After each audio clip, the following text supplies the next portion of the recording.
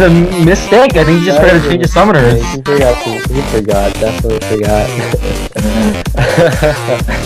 Do you think they'll allow for a remake? I don't think so. Game's already loading. Yeah, let's talk about each team's comps. Which team do you think has the better comp? Alright, I'll take Nihar's comp this time. Nihar's comp, I believe, is pretty solid, except for that Nidalee. Nidalee does well in all team comps, except for that all-in kind of team comp. I think Show Asian Pride should have gone something a bit more team fight oriented, maybe a Xerath again. Synergizes very well with the Leona and the Graves. I just don't know about that Leona pick. What about you? Well, I do think that it definitely could have been a better pick than Nidalee. Perhaps like if they took the Xerath pick, would have been much better because Xerath is a much safer poker.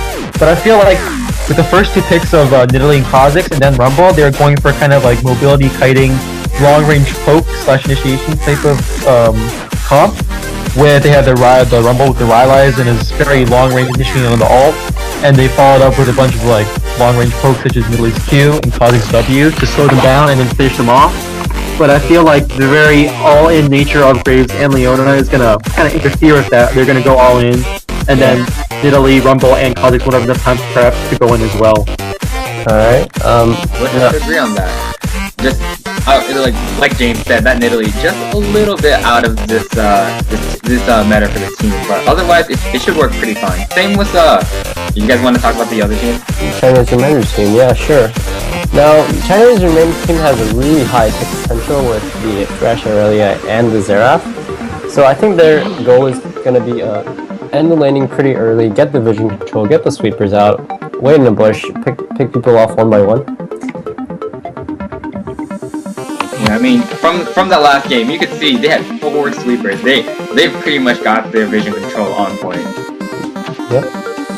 Their comp is a very team fighting style comp with if they land one stun, there's going to be the Lee Sin Q into the kick following up, the Thresh hook, there's a real ult, and definitely a lot of Xerath poke going down.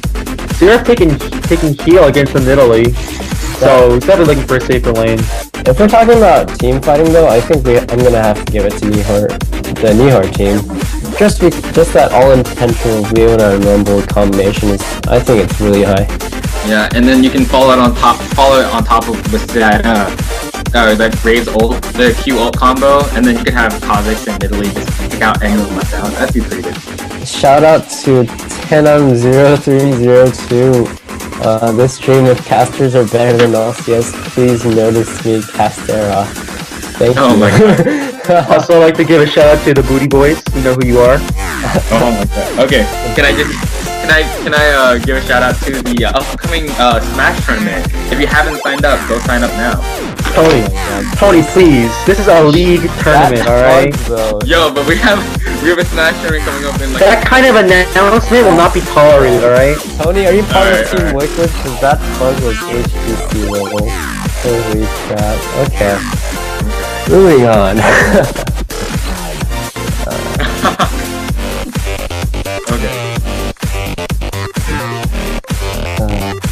Jack, on your Twitch, I see you got some fanboys. I don't know, I'm used to it by now, you know. I've gone through life with it, I mean, like one additional one, nothing much.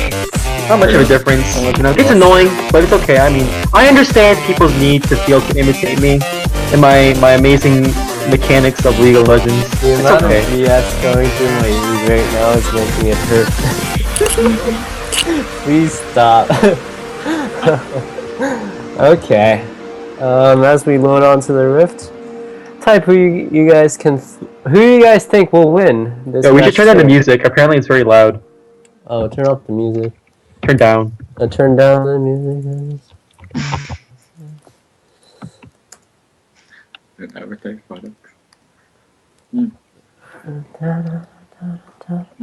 I like the skins coming out from from both teams actually. I really like the Guardians of the Sand Kha'Zix skin. Looks really cool. And Super Galaxy Rumble. Pharaoh Nidalee is actually one of my personal favorites for Nidalee. I actually like all the Nidalee skins. Anyway, whatever. Just because you love Nidalee. Shut up. Oh yeah, can we stop the music for the game? Thank you. Mhm. Okay. Interesting. I'm surprised to see because I've known that Nihar's been spamming a bunch of Leona support. I'm surprised to see Nihar is going to be taking top this time with the Rumble and leaving Sunvet to play Leona support. Well, actually, every time Nihar does play, I play normals with Sunvid and Nihar a lot, and every time he gets top lane, he does spam that Rumble. So I think it's more of a comfort pick. Like all the champions that Nihar's team picked right now are pretty comfort picks because I know what's that sound? Because I know that Steven plays a lot of Graves in normals, so we'll see how this goes. As we load into the game, let's see what each team's strats are. Aurelia's going to start with the Flask for the sustain, not the Doran's Blade. I'd like to go for the early First Blood. Whereas Rumble's going to start with the Doran's Shield to counter the early Aurelia damage. I feel like if Aurelia plays it right, Rumble is going to get bullied really hard out of lane. Alright, we shall see. And we see Nihar's team splitting up once again, while the Chinese remaining team decides to group up around the bot side of the mid. You see Sunbed having an interesting, or above singularity, choosing an interesting tactic. A very dangerous tactic. If, as you see, the major team is grouped up as 5 once again. Sunbed's in base. Nihar's AFK at the top hiking his tower, and there's 3 of them are just standing in the tri-bush alone in their wrong side of the jungle. If they run into this group, Now, it's going to be bad for them. Now, notice the ward that Mebakken put in his own blue buff. Because they got their last buff stolen in the last game, I think that's just a word to deter that. This is not going to go well for Nihar's team. They're going to go back to go get their own blue, and they're going to run into the group of Chinese remainder team. Ooh. And it's going to be 45. They're going to lose this fight. They're going to clash. I don't think they're going to take that route, though. They're going to go back, yeah. They're going to go looks like back. they're just heading back. Things going down. I wonder if Halonaut is actually going to try to get into that bottom side bush. Looks like they're going for the golden. They're looking for the invade. They're going to run into each other. Oh, how will this end up? Intense. They're gonna. There's gonna be a bunch of face. There they are. They Hits see the each Q on the other. Ezreal. Let's see if... Ezreal already leveled up Q. He can't use his E. Oh, hits another spear. I think he's gonna be okay. With the flash. Leona gets the ignite. Both summoners burned. Gets first blood. Show Asian pride with the first blood. Heads back. Let's talk about how bad that is for Mabakken. That's a very bad start. He's gonna lose out on the whole first wave. He's gonna miss out completely. He burned both his summoners, so that means that Kha'Zix, who's very good at ganking, is gonna be able to camp out really easily for more kills. And the fact that it's Grace Leona means that they can just 2v2 them easily at any time when they get a level over them. Yeah, definitely. Not to mention that actually the blown flash in the mid lane does mean that Wonton Warrior can play a bit safer, but we'll see if that actually is worth. I don't think so. Lee Sin does get. Oh, he can't take the red buff. Lee Sin can't take the red buff because of the level 1 skirmish. Too low, yeah. Oh, interesting. That slows him down tremendously. Ezreal finally getting to lane, finally getting his first CS. He's literally going in. Taking some minion aggro. Already a level advantage in Graves. Nidalee, please. Nidalee, please. Taking a tower shot of full. I think My eyes hurt. Okay.